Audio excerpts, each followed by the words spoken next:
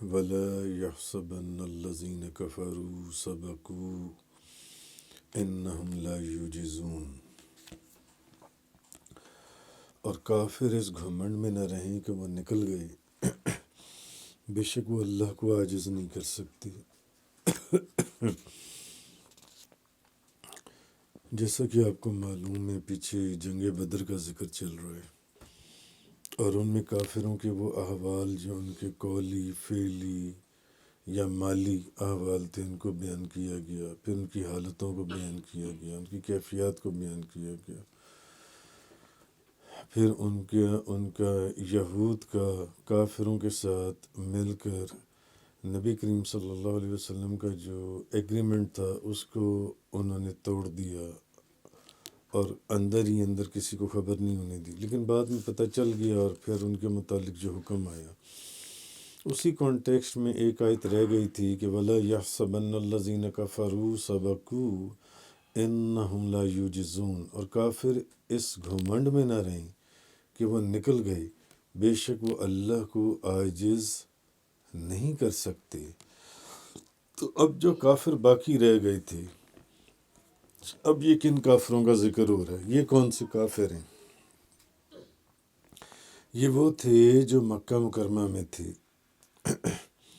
اور جنگ بدر میں وہ مسلمانوں سے لڑنے کے لیے نہیں آئے تھے، لیکن یہ بھی لوگ ان لوگوں میں سے تھے جو نبی کریم صلی اللہ علیہ وسلم کی مخالفت کے اندر انتہا کو پہنچے ہوئے تھے، سخت حضور کے مخالف تھے، یہ والے کافر بھی جنسی ہیں۔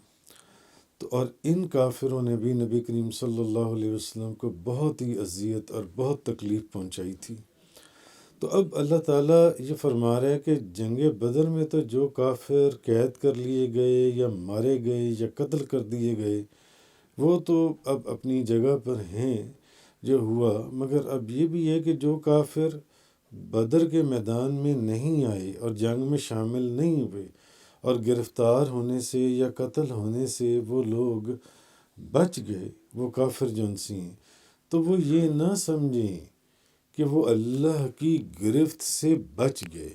اصل میں یہ اس آیت میں فرمایا جا رہا ہے، اور کافر اس گھمنڈ میں نہ رہیں کہ وہ نکل گئے۔ وَلَا يَحْسَبَنَّ الَّذِينَ كَفَرُوا سَبَقُوا إِنَّهُمْ لَا يُعْجِزُونَ۔ بے شک وہ اللہ کو عاجز نہیں کر سکتے۔ تو وہ کوئی ایسی بات نہیں ہے، کسی بھی موقع پر دنیا میں گرفت میں آ جائیں گے، اور اگر دنیا میں گرفت میں نہ آئے تو آخرت میں تو انہوں نے گرفت میں آنا ہی آنا ہے، تو پھر آخرت میں بہرحال ان کے لیے جو ہمیشہ ہمیشہ کا عذاب ہے وہ لکھ دیا گیا ہے، اور اس میں وہ مبتلا کر دیے جائیں گے۔ اصل میں یہ والی جن سی آیت ہے، یہ پچھلی آیت کے پچھلی آیات کے اور جو چند رکوع بیان ہوئے ہیں ان کی کانٹیکسٹ کے اندر یہ آیت ایک رہ گئی تھی کل کے بیان کے اندر۔ آگے اللہ پاک نے فرمایا وَأَعِدُّوا لَهُم مَّا اسْتَطَعْتُم مِّن قُوَّةٍ وَمِن رِّبَاطِ الْخَيْلِ ترهبون به عدو الله وعدوكم وآخرين من دونهم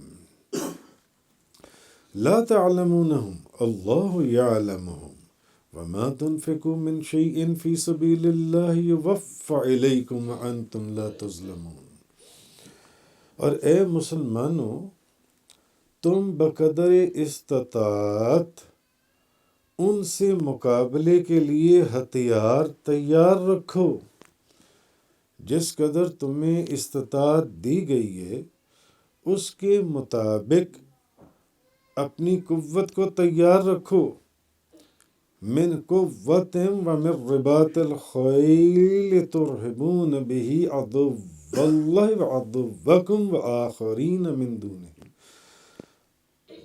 اور ان سے مقابلے کے لیے اپنے ہتھیار جو ہیں، اپنا اسلحہ جو ہے اور بندھے ہوئے گھوڑے، ان کو تیار رکھو، اور ان سے تم اللہ کے دشمنوں کو اور وہی دشمن تمہارے دشمن بھی ہیں جو اللہ کے دشمن ہیں، وہ مسلمانوں کے دشمن بھی ہیں، ان کو مرعوب کرو۔ تاکہ ان کے اوپر تمہارا ایک ایسا پریشر اور ایک ایسی ہیبت ہو، اور ان کے سوا دوسرے دشمنوں کو اچھا اللہ پاک نے فرمایا ان کے سوا دوسرے دشمنوں کو. کون سے دشمنوں کو؟ اللہ پاک نے فرمایا لا تعلمونہم، جن کو تم نہیں جانتے. یہ وہ دشمن ہیں جن کو تم نہیں جانتے، جن کو میں جانتا ہوں. ان دشمن اللہ یعلمہم، اللہ انہیں جانتا ہے. وما تنفقوا من شیء فی سبیل اللہ یوفى الیکم وانتم لا تظلمون. تو اور تم اللہ کے راستے میں جو کچھ بھی خرچ کرو گے اس کا تمہیں پورا پورا اجر دیا جائے گا، اور تم پر وانتم لا تظلمون، اور تم پر ظلم نہیں کیا جائے گا. تم پر ظلم جن سے وہ نہیں کیا جائے گا.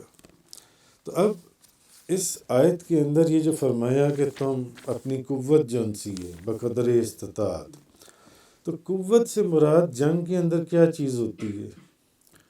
جنگ کے اندر قوت سے مراد اسلحہ.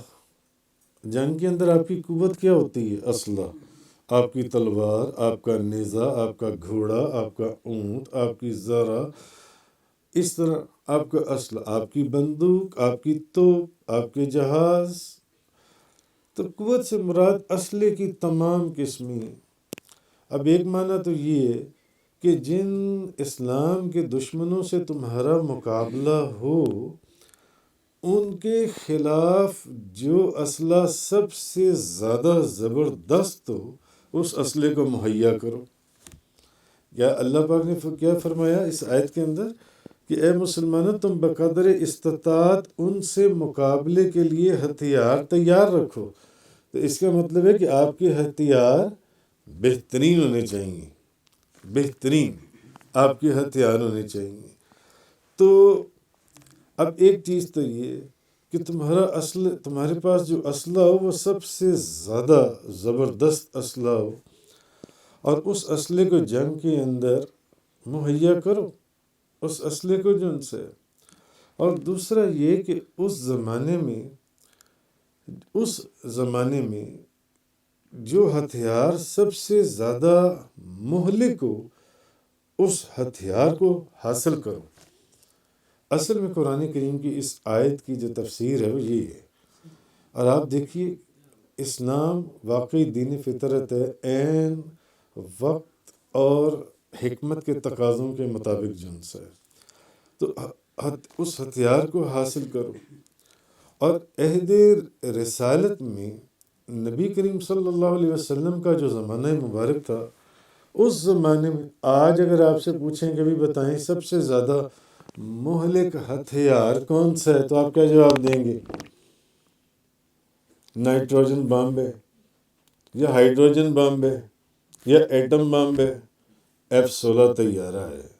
وہ تو فلانی ایکسٹریم گن آ گئی ہے، ایک سب میرین آ گئی ہے، بڑے لیٹسٹ شپس آ گئی ہیں جو ان سے جی.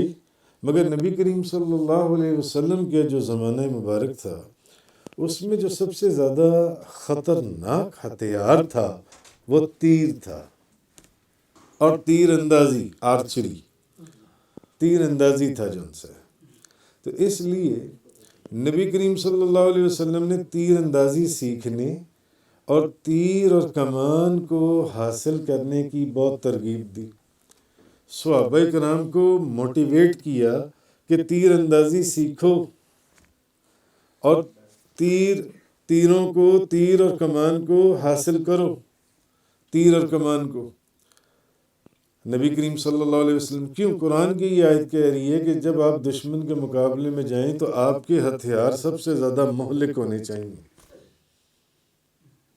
اور نبی کریم صلی اللہ علیہ وسلم کے زمانے میں سب سے زیادہ ہلاک کرنے والا ہتھیار تیر کمان تھا، تیر تھا.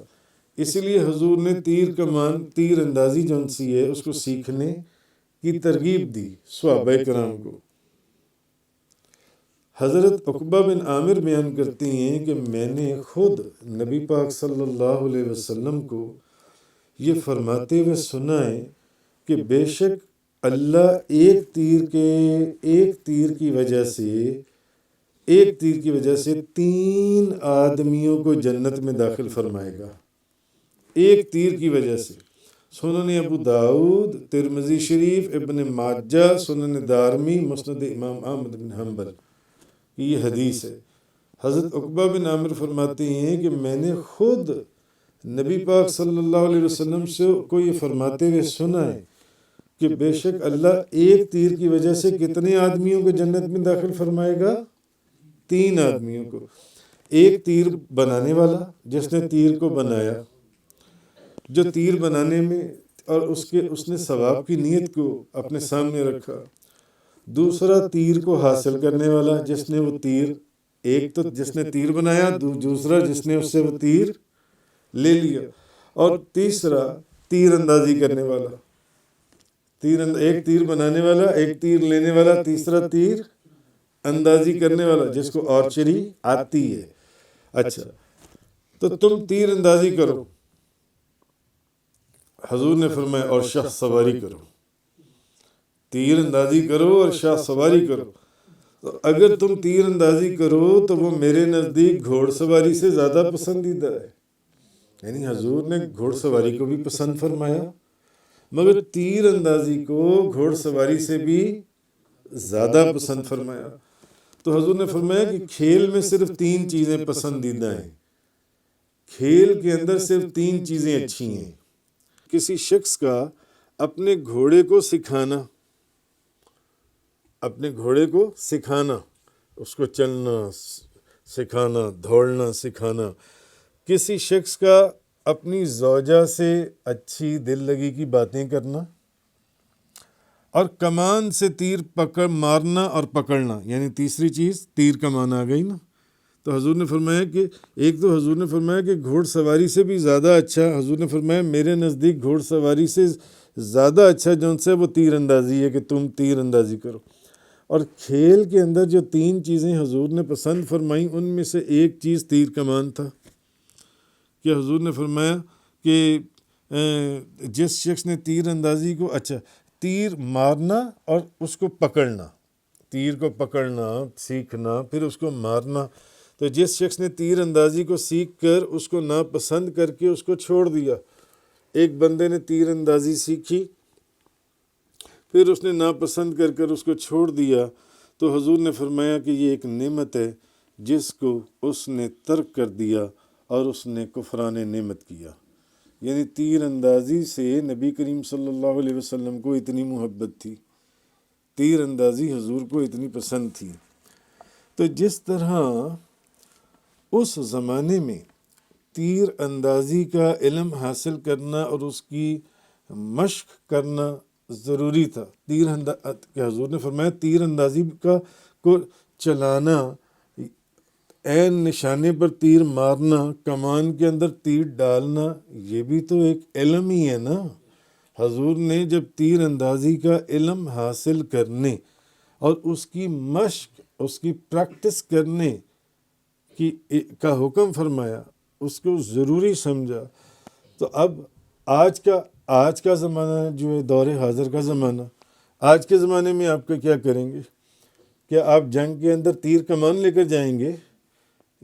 جتنی دیر میں آپ نے تیر ڈالنا ہے اگلے نے آپ کو ویسے ہی شوٹ کر دینا ہے، اس نے آپ کے تیر نکلنے سے پہلے ہی آپ کو گولی مار دینی ہے۔ اور اگر اس کے پاس چین گن ہے یا کلاشنکوف ہے تو اس نے آپ کو پسٹل بھی نہیں نکالنے دینا جو ان سے، اسی طرح ہے نا۔ اور اگر ہینڈ گرینیڈ ہے تو پھر تو سارے ہی اڑ گئے، اور اگر ایٹم بم آ گیا تو پھر کیا کریں گے آپ؟ اور نائٹروجن بم آ گیا یا ہائیڈروجن بم آ گیا، پھر آپ کہاں جائیں گے؟ اچھا، تو اس زمانے میں تو تیر اندازی کی تعلیم جو سی ہے اس کا حکم فرمایا گیا۔ تو اس کا مطلب کیا ہے کہ اس زمانے میں پھر ایٹم بم بنانے، ہائیڈروجن بم بنانے، نائٹروجن بم بنانے، ان ہتھیاروں کی تیاری کا علم حاصل کرنا اور نئے سے نئے ماڈرن اور لیٹسٹ میزائل بنانا، ان کا علم حاصل کرنا یہ بہت ضروری ہے۔ ان حدیثوں سے پھر یہ بات پتہ چلی نا۔ اب آج وہ تیر اندازی کا تو زمانہ نہیں ہے نا، آج پھر جو لیٹسٹ ماڈرن ہتھیار اور وہ بھی مہلک ہتھیار ہیں، پھر ان کا علم حاصل کرنا قرآن کی روح سے اور حدیث کی روح سے یہ ضروری ہے، واجب ہے۔ دوسری جنگ عظیم میں امریکہ نے، علماء یہ فرماتے ہیں کہ امریکہ نے جاپان کے 2 شہروں ہیروشیما اور ناگاساکی پر ایٹم بم گرائے۔ ہوا کیا، وہ دونوں کے دونوں شہر تباہ ہو گئے۔ جاپان وہ جنگ ہار گیا دوسری جنگ عظیم میں۔ اس وقت اگر جاپان کے پاس ایٹم بم ہوتے تو امریکہ کبھی جاپان کے اوپر ایٹم بم گرانے کی جرات نہ کرتا۔ ایسا ہے نا؟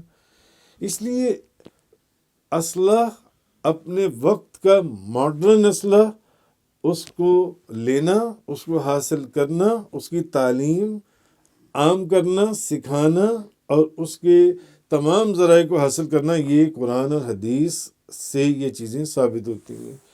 تو اس لیے آج مسلمانوں کو اپنی حفاظت کے لیے، اپنے آپ کو زندہ رکھنے کے لیے، اپنی بقا کے لیے اور دنیا میں عزت اور آزادی کے ساتھ زندگی گزارنے کے لیے جدید سائنس اور ٹیکنالوجی کا علم حاصل کرنا، یہ پھر مسلمانوں کے لیے ضروری ہے۔ یہ قرآن اور حدیث سے ثابت ہوتا ہے، بلکہ نہ صرف ضروری ہے بلکہ سب سے اہم اور سب سے مقدم فرض ہے۔ علماء نے لکھا کہ یہ سب سے اہم اور مقدم فرض ہے آج مسلمانوں کے لیے، ماڈرن سائنس اور جدید ٹیکنالوجی کا علم حاصل کرنا جو ان سے۔ تو انسان کی اصل میں یہ چیز جو سمجھائی جا رہی ہے، انسان کی فلاح کے لیے مہلک اور لا علاج امراض کا جو بیماریاں ہیں ان کا جدید میڈیکل سائنس سے علاج دریافت کرنا، اور ملک اور قوم کے دفاع کے لیے وقت کے تقاضوں کے مطابق غور و فکر اور تعلیم کو ان جدید بنیادوں کے اوپر لے جا کر ایٹمی ہتھیار یا ایٹم بم یا میزائل بنانا، تاکہ مسلمانوں کا جو ملک ہے وہ جو اسلام کے دشمن ہیں ان کے حملوں سے محفوظ رہ سکے۔ اس زمانے میں یہ چیزیں نہیں تھیں، تو تلواروں کا، تیر کمانوں کا، نیزوں کا، ان کا پہلے سے ایک سٹاک کیا جاتا تھا، اور بہترین بنانے والے ان کو بہترین انداز میں بنانے کی کوشش کرتے تھے۔ اگر وہ ناکارہ ہوں گے، صحیح تیر نہیں ہوں گے، صحیح تلواریں نہیں ہوں گی، تو وہ صحیح حملہ ہی نہیں کر پائیں گے جن سے۔ تو اس طریقے سے تو تاکہ مسلمان جو ہیں وہ دنیا کے اندر دوسری قوموں کے سامنے ایک آزادی کے ساتھ کھڑے ہو سکیں جن سے۔ اب اسی کے ضمن میں آپ لیتے چلے جائیں، آپ زراعت کے اندر آ جائیں، کلٹیویشن کے اندر، تو اس میں پھر جو ماڈرن سائنس کے مطابق آج کل زراعت کھیتی باڑی کی جاتی ہے جن سے فصلیں زیادہ سے زیادہ ہوں، پھر قدرتی آفات سے محفوظ رہنے کا طریقہ، تاکہ ملک خوشحال ہو سکے اور کسی کے آگے فقیروں والی حالت نہ رہے مانگنے کی، کہ کبھی اس سے مانگ لیا، کبھی اس سے مانگ لیا، کبھی اس سے مانگ لیا۔ تو ان علوم کا جو ان سے حاصل کرنا، اور علماء نے لکھا ہے ان علوم کا حاصل کرنا، ان جدید ماڈرن سائنسی ٹیکنالوجی کی حدوں کے آگے چلے جانا مسلمانوں کی زندگی اور بقا کے لیے، اور ان کے اندر ایک لمحے کا غور اور فکر بھی کرنا، وہ 60 سال کی عبادت سے افضل ہے، بلکہ یہ سب سے زیادہ ضروری ہے، 60 سال کی عبادت سے افضل ہے۔ اور احادیث کا مصداق ہے یہ بات جن سی ہے، کیونکہ اگر سوچنے کی بات ہے کہ ملک سلامت اور آزاد ہوگا تبھی اس کے باشندے اللہ کی عبادت کر سکیں گے نا۔ تو جب USSR کی حکومت تھی تو وہاں مسلمانوں کا کیا حال ہوا؟ امام بخاری وہاں، امام ابو منصور ماتوریدی وہاں، اور خواجہ خواجگان بہاؤالدین نقشبند وہاں، خواجہ امیر کلال وہاں، خواجہ بابا سماسی وہاں، خواجہ علی رامیتنی وہاں، خواجہ ابو الخیر انجیر محمود فغنوی وہاں، خواجہ عارف ریفگاری وہاں، خواجہ عبد الخالق غشدمانی وہاں، اس کے علاوہ حضرت خواجہ درویش محمد وہاں، خواجہ باقی باللہ وہاں، اتنے اتنے بڑے، امام بخاری خود وہاں، ان تو اس وقت یو ایس ایس آر کا کیا حال ہوا مجھے بتائیے. یہ وہ علاقے ہیں جہاں پر کسی کو عبادت کرنے کی اجازت تھی نہیں. جو آپ کو کوئی بھی عبادت کرتا نظر آئے گولی مار دو، گولی مار دو. اور سینکڑوں مسجدوں کو انہوں نے ڈپارٹمنٹل سٹورز اور پبز کے اندر، یہ شراب خانوں کے اندر تبدیل کر دیا. کیوں؟ کیونکہ مسلمانوں کے پاس جدید ہتھیار نہیں تھے، جدید سائنس ٹیکنالوجی نہیں تھی. وہ لوگ غالب آ گئے. انہوں نے تو اپنے آپ کو سلامت رکھنے کے لیے، تاکہ عبادت بھی آپ تبھی کھل کر سکیں گے جب آپ کے پاس جدید سائنس کی ٹیکنالوجی موجود ہوگی. کوئی دشمنوں کو آپ کی طرف آنکھ اٹھانے کی ہمت نہیں ہوگی جون سی ہے. تو علماء لکھتے ہیں کہ سو ملک کے تمام باشندوں کی عبادتوں، ریاضتوں اور نیک اعمال، ملک کے جتنے لوگ ہیں، اگر 18 کروڑ ہیں، اگر 24 کروڑ ہیں، تو ان کی عبادتوں، ان کی ریاضتوں اور نیک اعمال کا وجود ملک کی بقا اور اس کی آزادی پر موقوف ہے. اگر ملک قائم ہے تو تب ہے نا آپ کھل کر عبادت کر سکیں گے. آپ آزاد ہیں تو تبھی آپ یہ کام کر سکیں گے.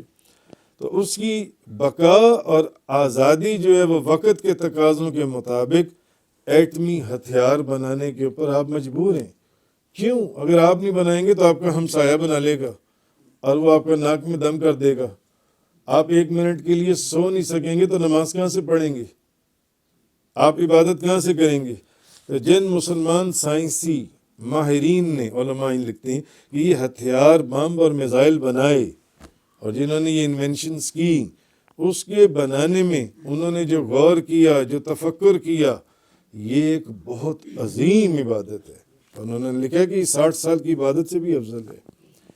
اور ملک کے تمام عبادت، اور اب یہ بات، اب حضور کی وہی حدیث جو پہلے بھی میں آپ کو کئی دفعہ سنا چکا ہوں، کہ جس نے کوئی نیک کام کیا اور پھر آگے اس کی بنیاد ڈالی، اور جس نے کوئی برا کام کیا اور آگے اس کی بنیاد ڈالی، تو بعد میں قیامت تک کرنے والے سارے برے کام، جو لوگ وہ برا کام کریں گے، اس کی برائی اور گناہ اس کے بھی نامہ اعمال میں، اور جتنے لوگ نیکی کا کام کریں گے، جس نے اس نیک کام کی بنیاد ڈالی تھی، جس نے سب سے پہلے حضور کا میلاد منایا تھا، قیامت والے دن جتنے لوگ کے یہاں میلاد منائیں گے، ان سب کا ثواب ان کو تو ملے گا ہی جو منائے گا، مگر اس کو بھی ملے گا جس نے سب سے پہلے حضور کا میلاد منایا تھا. تو کہنے کی بات یہ ہے، تو ان ملک کے تمام عبادت گزاروں کی عبادتوں کے اجر و ثواب سے ان کو بھی حصہ ملے گا. تو اس کے بعد اللہ تعالیٰ نے فرمایا، اور تم بقدر استطاعت ان سے مقابلے کے لیے بندھے ہوئے گھوڑے تیار رکھو.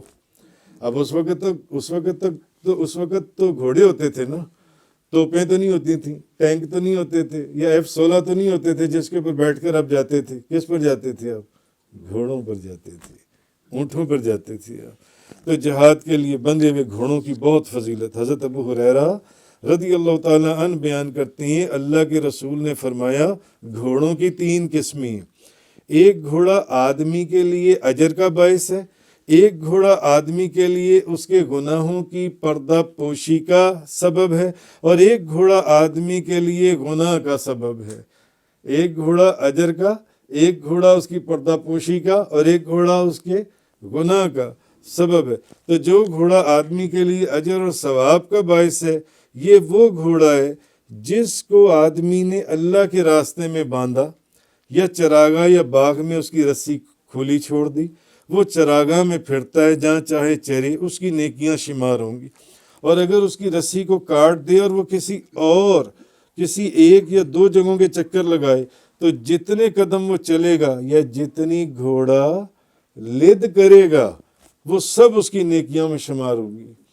اور اگر وہ گھوڑا دریا کے پاس سے گزرے اور اس کا پانی پیے، یا اس جگہ سے پانی پیے کہ اس کا مالک اس کو پانی نہ، پھر بھی اس کی نیکیاں شمار ہوں گی. اگر وہ وہاں کا بھی پانی پیے جس کا مالک اس کو پانی نہ پلانا چاہتا ہو اس جگہ کا، جون سے، پھر بھی وہ اس کی نیکی. اور جو شخص سوال سے بچنے کے لیے گھوڑا باندھے کہ اس کی سواری میں اللہ اور بندوں کے حقوق فراموش نہ، کہ اس کے 70 کا باعث ہے، اس کے سطر کا باعث.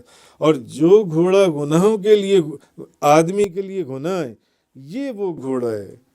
جو گھوڑا آدمی کے لیے گناہ ہے، یہ وہ گھوڑا ہے جس کو آدمی نے فخر یا دکھاوے اور مسلمانوں سے مقابلے کے لیے رکھا ہو، وہ اس کے لیے باعث گناہ ہے. وہ اس کے لیے باعث گناہ ہے، ایسا گھوڑا. تو اگر فرض کر لیں انسان کوئی ایسی گاڑی لے لیتا ہے، میں مرسیڈیز خرید لوں تاکہ سامنے والے کے پاس وہ پیجیرو ہے تو میں نے مرسیڈیز خرید لی. کیوں خرید لی؟ تاکہ میں اس کو فخر کے ساتھ دکھاؤں کہ میں مرسیڈیز کے اوپر آئی ہوں جن سے. تو یہ چیز گناہ ہے، ایسی چیز نہیں. تو حضور نے فرمایا 3 چیزیں جون سی ہیں. گھوڑا جون سے حضور نے فرمایا 3 قسمیں. ایک گھوڑا آدمی کے لیے اجر، دوسرا گھوڑا آدمی کے گناہوں کی پردہ پوشی، اور ایک وہ گھوڑا ہے جو آدمی کے گناہوں کا سبب، آدمی کے لیے گناہ کا سبب ہے. یہ وہ گھوڑا ہے جو دکھاوے اور ریاکاری کے لیے. اچھا آگے اللہ نے فرمایا اور ان کے سوا دوسرے دشمن جنہیں تم نہیں جانتے اللہ انہیں جانتا ہے. اسی آیت کے اندر اللہ نے فرمایا نا، اسی آیت کے اندر جو ابھی آپ پڑھ رہے تھے کہ وَآخَرِينَ مِن دُونِهِمْ لَا تَعْلَمُونَهُمْ اللَّهُ يَعْلَمُهُمْ. تمہارے دوسرے دشمنوں کو، کچھ ایسے دشمن بھی ہیں جنہیں تم نہیں جانتے، مگر کون جانتا ہے؟ انہیں اللہ جانتا ہے. جنہیں تم نہیں جانتے انہیں اللہ جانتا ہے. تو امام ابو جعفر محمد بن جریر طبری وہ فرماتے ہیں کہ لکھتے ہیں کہ ان کے سوا دوسرے دشمنوں کے مصداق میں اختلاف ہے کہ وہ دشمن ہیں کون. ایک روایت میں ہے کہ وہ بنو قریظہ ہیں، ایک قول ہے کہ وہ بنو قریظہ ہیں، ایک قول ہے کہ وہ اہل فارس ہیں. ابن زید نے کہا کہ وہ منافق ہیں، وہ منافق ہیں. تم انہیں نہیں جانتے کیونکہ وہ تمہارے ساتھ رہتے ہیں. منافق کیا کرتے تھے؟ تمہارے اندر بیٹھتے تھے، کلمہ بھی پڑھتے تھے، نمازیں بھی پڑھتے تھے، مگر اندر سے وہ اسلام نہیں لائے، اندر سے وہ کافر تھے، وہ منافق تھے. تو ایک قول یہ ہے کہ یہ جو لوگ جن کا اب ذکر ہو رہا ہے نا اس آیت میں کہ جن کو یہ وہ تمہارے دشمن ہیں جن کو تم نہیں جانتے اللہ جانتا ہے. تو ایک قول یہ ہے کہ یہ بنو قریظہ ہیں، اور ایک قول یہ ہے کہ یہ اہل فارس ہیں، اور ایک قول یہ ہے کہ یہ منافق ہیں، یہ منافق لوگ ہیں جون سیم. اور ایک قول یہ ہے کہ وہ جنات ہیں، وہ بھی تمہارے دشمن ہیں، تم انہیں نہیں جانتے کون ہے، کہاں بیٹھا ہے. منافق بھی تمہارے دشمن ہیں، تمہیں نہیں پتہ کون کس بھیس میں واقعی یہ صاحب ایمان ہے کہ یہ منافق ہے جون سے اندر سے جون سے. تو علامہ ابو عبداللہ قرطبی لکھتی ہیں کہ اس آیت میں مسلمانوں کے نامعلوم دشمنوں کا تعین کرنا، جیسے کسی نے کہا کہ اہل فارس ہیں، کسی نے کہا کہ وہ بنو قریظہ ہیں، کسی نے کہا کہ وہ منافق ہیں، کسی نے کہا وہ جنات ہیں. تو اس میں بعض مفسرین نے یہ کہا، انہوں نے کہا کہ اس میں کسی کا تعین نہیں کرنا چاہیے. اور اس کے سوا دوسرے دشمنوں کو جنہیں تم نہیں جانتے مگر انہیں اللہ جانتا ہے، مگر انہیں اللہ جانتا ہے. تو وہ فرماتے ہیں کہ کسی کو انڈیکیٹ کرنا یہ درست نہیں ہے کہ وہ اہل فارس ہیں، وہ منافق ہیں، وہ جنات ہیں، وہ بنو قریظہ ہیں. اس میں ان کو نہیں کرنا چاہیے ان سے، کیونکہ اللہ تعالیٰ نے فرمایا کہ ان کے سوا دوسرے دشمن جن کو تم نہیں جانتے انہیں اللہ جانتا ہے.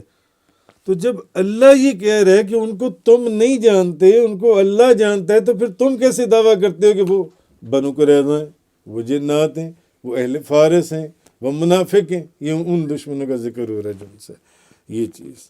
تو خیر اصل چیز یہ ہے کہ جو آپ کو پیچھے میں نے عرض کیا کہ کفار کو جب یہ علم ہوگا جہاد، اصل میں تو جہاد کی بات ہو رہی نا، جہاد اور اپنے وقت کے ماڈرن ہتھیار، دشمن جو اسلام کے دشمن ہیں ان کو کس طریقے سے اسلام کے اوپر حملہ نہیں کرنے دینا. تو مسلمانوں کے جہاد کی مکمل، جب کافروں کو یہ پتہ ہوگا نا کہ مسلمانوں نے جہاد کی مکمل تیاری کی ہوئی ہے، جدید اور ہم سے زیادہ جدید آلات ہیں، ہم سے زیادہ جدید اسلحہ ہے، تو پھر ہوگا کیا؟ وہ حملہ کریں گے؟ نہیں کریں گے، وہ ڈریں گے، وہ کہیں گے کہ ہمارے پاس تو وہ بندوق ہے جو 1 منٹ میں 2 گولیاں مارتی ہے، ان کے پاس وہ بندوق ہے جو 1 منٹ میں 11 گولیاں مار دیتی ہے۔ پھر وہ حملہ نہیں کریں گے، ڈریں گے، گھبرائیں گے۔ جتنی دیر میں ہماری ایک توپ نے گولا ادھر پہنچانا ہے، اتنی دیر میں ان کی توپ نے ہماری توپ اڑا دینی ہے۔ وہ حملہ نہیں کریں گے جون سے۔ تو یہ ایک ہے۔ تو پھر ہو سکتا ہے اسی خوف کی وجہ سے وہ جزیہ دینے پر بھی تیار ہو جائیں، اور ہو سکتا ہے اسی خوف کی وجہ سے وہ ایمان بھی لے آئیں، ایمان لانے پر بھی تیار ہو جائیں، اور ہو سکتا ہے اسی خوف۔ پھر اس کا کتنا فائدہ ہے؟ اپنے وقت کے ماڈرن ہتھیار، ماڈرن ٹیکنالوجی، ماڈرن اسلحہ رکھنے کے اندر کتنے فائدے ہیں کہ ایک تو وہ اس خوف سے مسلمانوں کو ویسے ہی جزیہ دینے کے لیے تیار ہو جائیں، دوسرا ہو سکتا ہے وہ ایمان ہی لے آئیں، ڈر جائیں، کفر کو چھوڑ دیں اور ایمان لے آئیں جن سے۔ اور ایک خوف یہ بھی ہے کہ وہ مسلمانوں کے ملک کے اوپر جو حملہ کرنے کا سوچتے پروگرام بناتے رہتے ہیں، وہ پروگرام ہی چھوڑ دیں کہ نہیں، مسلمانوں کے ملک کے اوپر حملہ نہیں کرنا جون سے، یا تو پھر جزیہ دے دو جون سے، یا ویسے ہی کلمہ پڑھ کر مسلمان ہو جائے جون سے۔ اور ہو سکتا ہے وہ پھر جو دوسرے کافروں کے ساتھ مل کر مسلمانوں کے خلاف پلان بناتے رہتے ہیں، وہ یہ بھی نہ بنائیں جون سے، جس کا ذکر کل کی آیات میں بھی گزرا تھا، جیسے یہود کرتے تھے۔ تو اس تعلیم سے کیا ہوگا؟ اس تعلیم سے یہ ہوگا کہ مسلمانوں کی بقا اور ان کی زندگی اور ان کی عبادت آسان ہو جائے گی، آسان ہو جائے گی جن سے یہ، اور ان کی عزت اور وقار میں دنیا میں اضافہ ہوگا۔ آگے اللہ نے فرمایا تم اللہ کے راستے میں جو کچھ بھی خرچ کرو گے اس کا تمہیں پورا پورا اجر دیا جائے گا، اور تم پر بالکل ظلم نہیں کیا جائے گا۔ اللہ کے راستے میں تم جو کچھ خرچ کرو گے پورا پورا اجر دیا جائے گا، تم پر بالکل ظلم نہیں کیا جائے گا۔ یعنی اے مسلمانوں، جو جنگ کے آلات ہیں، جنگ کے لیے سواریوں میں جو کچھ بھی تم خرچ کرو گے، اللہ تم کو دنیا میں بھی اس کا اجر عطا فرمائے گا اور آخرت میں بھی اس کا اجر عطا فرمائے گا، اور تمہارے لیے ثواب کے ذخیرے جمع ہو رہے ہیں۔ قیامت والے دن تمہیں پورا پورا اس کا اجر دے دیا جائے گا۔ تو جہاد کی فضیلت کے متعلق پہلے سورۃ النساء اور سورۃ التوبہ کے اندر بھی بے شمار آیات جنسی ہیں وہ گزر چکی ہیں۔ تو حضرت ابو قتادہ رضی اللہ تعالی عنہ بیان کرتے ہیں کہ اللہ کے رسول ان کے درمیان میں کھڑے ہوئے،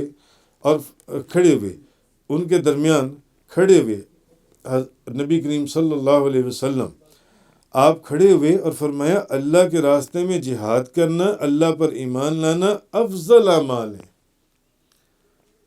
اللہ کے راستے میں جہاد کرنا، اللہ پر ایمان لانا افضل اعمال ہیں، بہترین، افضل۔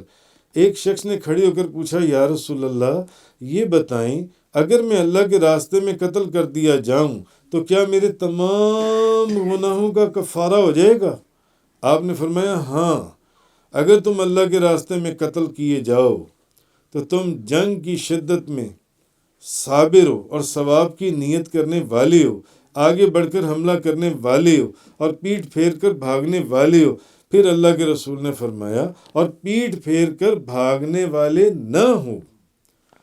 پھر اللہ کے رسول نے فرمایا یہ تم نے کیا سوال کیا تھا؟ تم نے کیا پوچھا تھا؟ اس نے کہا یہ بتائیے اگر میں اللہ کے راستے میں قتل کر دیا جاؤں تو کیا اس سے میرے گناہوں کا کفارہ ہو جائے گا؟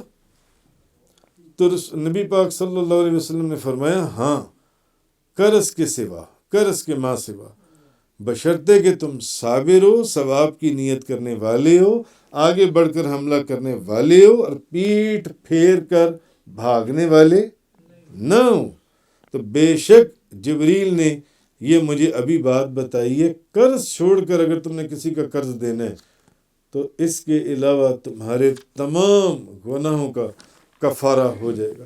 تو حضرت ابو ہریرہ بیان کرتے ہیں کہ نبی پاک صلی اللہ علیہ وسلم نے فرمایا جو شخص اس حال میں مرا کہ اس نے نہ تو جہاد کیا اور نہ اس کے دل میں جہاد کی خواہش ہوئی، وہ نفاق کے ایک شعبے پر مرا۔ کتنی سخت حدیث ہے، آپ دیکھیے۔ امام مالک بن انس آپ فرماتے ہیں، حضرت ابو ہریرہ بیان کرتے ہیں کہ نبی پاک صلی اللہ علیہ وسلم نے فرمایا، اس ذات کی قسم جس کے قبضہ و قدرت میں میری جان ہے، مجھے یہ پسند ہے کہ میں اللہ کے راستے میں قتال کروں، پھر مجھے قتل کر دیا جائے، پھر میں زندہ کیا جاؤں، پھر مجھے قتل کیا جائے، پھر میں زندہ کیا جاؤں، پھر مجھے قتل کیا جائے۔ حضرت ابو ہریرہ فرماتے ہیں، حضرت ابو ہریرہ نے 3 مرتبہ قسم کھا کر یہ بات بیان کی۔ ایک اور حدیث میں حضرت ابو ہریرہ فرماتے ہیں کہ نبی کریم صلی اللہ علیہ وسلم نے فرمایا، اس ذات کی قسم جس کے قبضہ و قدرت میں میری جان ہے، تم میں سے جو شخص بھی اللہ کے راستے میں زخمی ہوگا، اور اللہ کو خوب علم ہے کہ کون اس کے راستے میں زخمی ہوا ہے، کیونکہ ایک حدیث گزری ہوئی نا کہ بعض لوگ اللہ کے راستے میں لوگوں کے دکھاوے کے لیے لڑنے کے لیے جاتے ہیں اور مر جاتے ہیں، تو یہ وہ لوگ ہیں جو اس حافظ قرآن اور اس سخی کے ساتھ جون سے سب سے پہلے جہنم کا ایندھن اور جہنم کی آگ بھڑکائی جائے گی جن سے۔ تو حضور نے فرمایا کہ اس ذات کی قسم جس کے قبضہ و قدرت میں میری جان ہے، تم میں سے جو شخص بھی اللہ کے راستے میں زخمی ہوگا تو اللہ کو خوب علم ہے کہ کون اس کے راستے میں زخمی ہوا ہے، تو وہ قیامت کے دن اس حال میں آئے گا کہ اس کے زخم سے خون بہ رہا ہوگا، رنگ خون کا ہوگا اور خوشبو مشک کی ہوگی۔ حضرت انس بن مالک فرماتے ہیں کہ نبی کریم صلی اللہ علیہ وسلم نے فرمایا، جو شخص بھی فوت ہوا اور اس کے لیے اللہ کے پاس اجر ہو، جو شخص بھی فوت ہوا اور اس کے پاس اللہ کے پاس اس کے لیے اجر ہو، اس کے لیے اللہ کے پاس اجر ہو، وہ دنیا میں واپس جانے سے خوش نہیں ہوگا۔ جو بندہ مر جاتا ہے اور اس کے اللہ کے پاس اس شخص کا اجر ہو، اب وہ دنیا میں واپس جانے کے لیے تیار نہیں ہوگا۔ نبی پاک صلی اللہ علیہ وسلم نے فرمایا، حضور نے فرمایا، بھلے اس کو دنیا و ما فیہا مل جائے۔ جو بندہ فوت ہوا اور اللہ کے پاس اس کا اجر موجود ہے، وہ دنیا میں نہیں جائے گا، بھلے اس کو ساری دنیا دے دی جائے۔ ساری دنیا، آج تو ساری دنیا میں سینکڑوں ملک، ہزاروں، لاکھوں شہر اور کروڑوں گاؤں ہوں گے کم و بیش، 2 فٹ کی جگہ کسی کو میسر نہیں ہے، 2 فٹ کی جگہ کے پر قتل و غارت ہو جاتی ہے، 2 وقت کی روٹی کمانا بڑی مشکل ہو جاتی ہے۔ تو نبی پاک صلی اللہ علیہ وسلم نے فرمایا کہ جو شخص فوت ہوا اور اس کے لیے اللہ کے پاس اجر ہو، وہ دنیا میں واپس جانے پر کبھی خوش نہیں ہو۔ اگر اس سے کہا جائے تمہیں دنیا واپس دے دی جاتی ہے، جاؤ چلے جاؤ، وہ کہے گا نہیں، میں نہیں جانا، بھلے اس کو پوری کی پوری دنیا دے دی جائے، دنیا میں معافی، اور جو کچھ اس دنیا میں، یعنی جو سونا چاندی دولت جو کچھ دنیا سب، وہ کہے گا میں نے نہیں جانا۔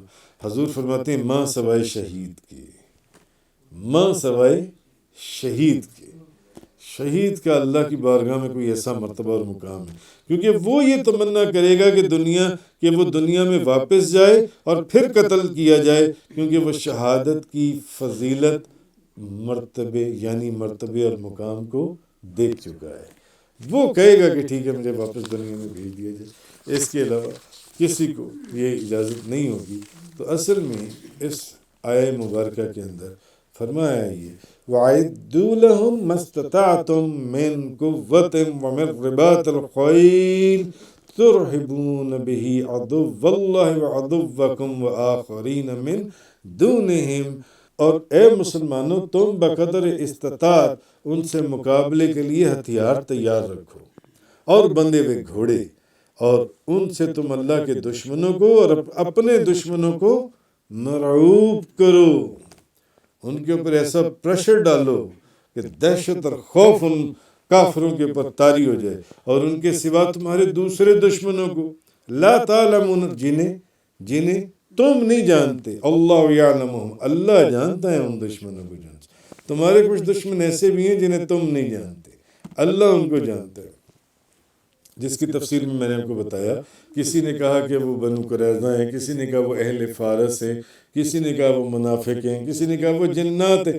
بھئی جب اللہ کہہ رہے کہ تم جانتے ہی نہیں ہو، ان کو تو میں جانتا ہوں، تو پھر کسی کو یہ حق نہیں پہنچتا کہ وہ کہے کہ بھئی یہ وہ تو فلانی ہے، وہ تو فلانی ہے، وہ تو فلان۔